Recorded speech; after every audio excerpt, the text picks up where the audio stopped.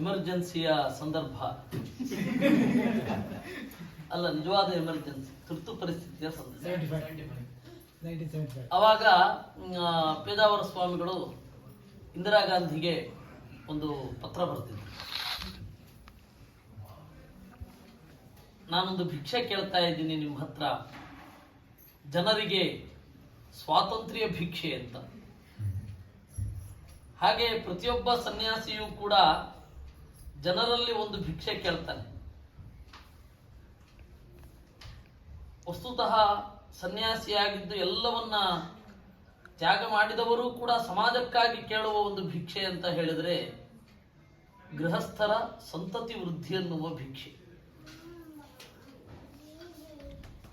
ಅದರಿಂದಾಗಿ ಇಷ್ಟು ಸ್ವಾಮಿಗಳಿಗೆ ಒಂದು ಪ್ರೀತಿಯಾಗಲಿ ಅಂತ ಹೇಳಿ ಅವರ ಮೇಲೆ ಗೌರವದಿಂದ, ಅವರ ಮೇಲಿನ ಪ್ರೀತಿಯಿಂದ ನೀವೆಲ್ಲ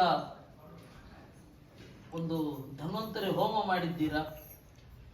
ಹಾಗೆ ವಾಸುದೇವರಲ್ಲಿ ನಿರಂತರ ಪ್ರಾರ್ಥನೆ ಇರಲಿ, ನಾವು ಗೃಹಸ್ಥರಾಗಿ ನಮ್ಮ ಸಂತತಿಯನ್ನ ಈ ಅಧ್ಯಾತ್ಮ ವಿದ್ಯೆಯನ್ನು ಓದುವವರಿಗಾಗಿ ಮೀಸಲಿಡುತ್ತೇವೆ ಅಂತ ನಿಮ್ಮದೆಲ್ಲ ಒಂದು ಸಂಕಲ್ಪ ಆಗಬೇಕು. ಅದಕ್ಕೆ ಪ್ರಾರ್ಥನೆಗಳು ಉಂಟು. ಭಾಗವತದಲ್ಲಿ ರುದ್ರಗೀತೆ ಅಂತ ಉಂಟು. ಹಾಗೆ ಕರ್ದಮ ಪ್ರಜಾಪತಿಗಳು ಸ್ತೋತ್ರ ಮಾಡುವ ಒಂದು ಭಾಗ ಇದೆ, ಸಮಾನ ಶೀಲಾಂ ಗೃಹಮೇಧಿ ಧೇನುಂ ಅಂತ. ಅದನ್ನ ಪಾರಾಯಣ ಮಾಡಿ ನಿಮ್ಮ ಈ ಸಂತತಿಯನ್ನ ಮುಂದೆ ಮತ್ತೆ ಇಲ್ಲಿಗೆ ಬಿಡಬೇಕು, ಮೀಸಲಿಡಬೇಕು ಅನ್ನೋದು ಸ್ವಾಮಿಗಳ ಅಪೇಕ್ಷೆ.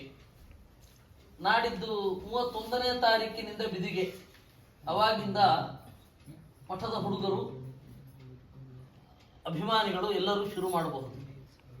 ಮದುವೆ ಆಗಿರೋರು ಮದುವೆ ಆಗದವರಿಗೆ ಆಗಲಿ ಅಂತ.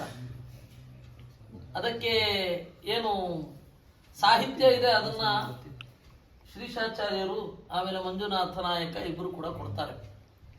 ಏನು ಸಾಹಿತ್ಯ ಇದೆ ಅದನ್ನ ಪಾರಾಯಣ ಮಾಡಬೇಕು ದಿವಸ ಅಂತ.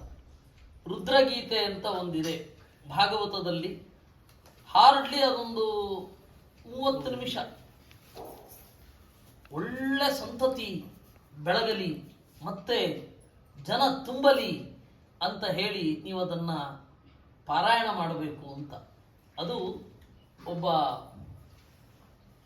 ಸನ್ಯಾಸಿಗಳು ಬಯಸುವಂತಹ ಸಂತತಿ ವೃದ್ಧಿ. ಅದು ಶಿಷ್ಯರ ಸಂತತಿ ವೃದ್ಧಿ, ಅದು ಅವರ ಮನಸ್ಸಿನಲ್ಲಿ ಇದೆ. ಅವತ್ತಿನಿಂದ ಎಲ್ಲಾ ಸ್ವಾಮಿಗಳು ಅದನ್ನು ಹೇಳ್ತಾ ಬರ್ತಾ ಇದ್ದಾರೆ, ನಾನು ಹೀಗಿದ್ದರೂ ಕೂಡ ನೀವೆಲ್ಲರೂ ಸಂಪನ್ನರಾಗಿ ಅಂತ. ಪುರಂದರದಾಸ